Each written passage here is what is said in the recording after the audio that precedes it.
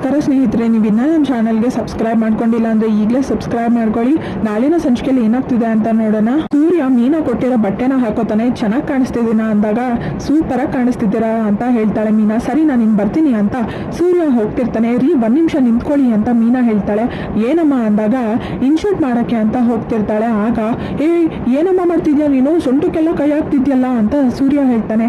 ಅಯ್ಯೋ ರೀ, ಇನ್ಶೂಟ್ ಮಾಡೋಕ್ಕೆ ಅಂತ ಹೋದೆ ಅಷ್ಟೇ ಅಂತ ಮೀನಾ ಹೇಳ್ತಾಳೆ. ಅವೆಲ್ಲ ಏನು ಬೇಡ, ನಾನೇ ಮಾಡ್ಕೋತೀನಿ.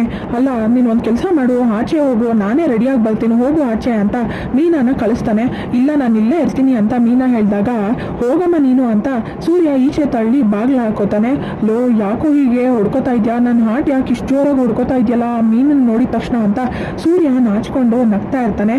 ಯಾಕೋ ಒಂಥರ ಅನ್ನಿಸ್ತಿದ್ಯಲ್ಲ, ಮೀನಾನ ನೋಡಿದ್ರೆ ಸಂತೋಷ ಆಗೋದು, ನಾಚಿಕೆ ಆಗೋದು, ಆ ಥರ ಎಲ್ಲ ಆಗ್ತಿದ್ಯಲ್ಲ.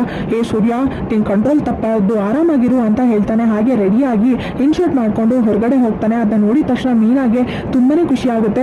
ತುಂಬಾ ಚೆನ್ನಾಗಿ ಕಾಣಿಸ್ತಿದ್ದೀರಾ ಅಂತ ಹೇಳ್ತಾಳೆ. ಹಾಗೆ ಹೋಗ್ತಾ ಇರ್ಬೇಕಾದ್ರೆ ಒಂದು ಫೋಟೋ ತಗೊಳ್ಳೋಣ ಅಂತ ಹೇಳ್ತಾಳೆ. ನನ್ನ ಜೊತೆ ಫೋಟೋನ, ಸರಿ ಬಾ ತಗೊಳ್ಳೋಣ ಅಂತ ಫೋಟೋ ತಗೋತಾರೆ. ಹಾಗೆ ಸೂರ್ಯ ಅವ್ರ ಫ್ರೆಂಡ್ಸ್ ಜೊತೆ ಮಾತಾಡ್ತಾ, ಆಗಣ್ಣ ನಿನ್ ಮಗು ಆಯ್ತಲ್ಲ, ಮದುವೆ ಆಗಿ ಎಷ್ಟು ವರ್ಷಕ್ಕೆ ಮಗು ಆಯ್ತು, ಯಾವಾಗ ಆಯ್ತು ಅಂತ ಕೇಳ್ತಾನೆ.